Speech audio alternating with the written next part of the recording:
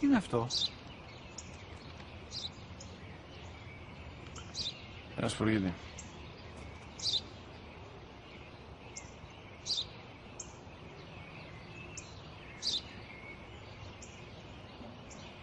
Τι είναι αυτό? Μόλις τώρα στο είπα, πατέρα, σπουργίτη είναι.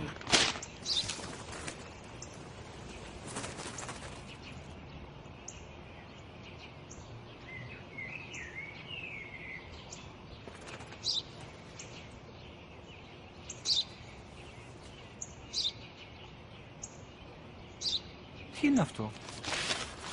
Ένα σπουργίτη είναι, πατέρα. Ένα σπουργίτη. Σπου-γι-τι!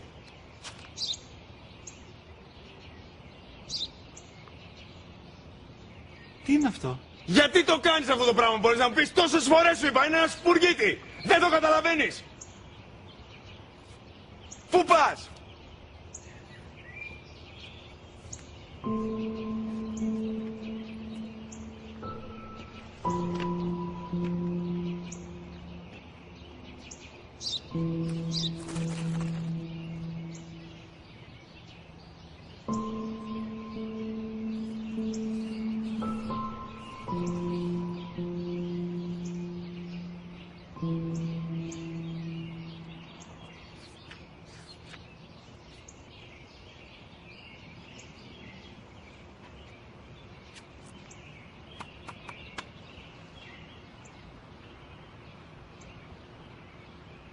Δυνατά.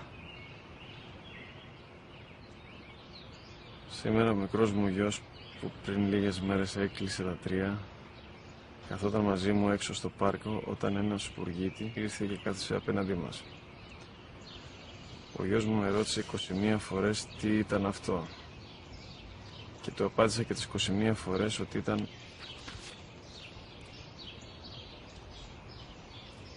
ένα σπουργίτη. Τον αγκάλιασα τρυφερά και τις 21 φορές που μου έκανε την ίδια ερώτηση, ξανά και ξανά, χωρίς να εκνευριστώ, νιώθοντας στοργή για το αθώο μου αγοράκι.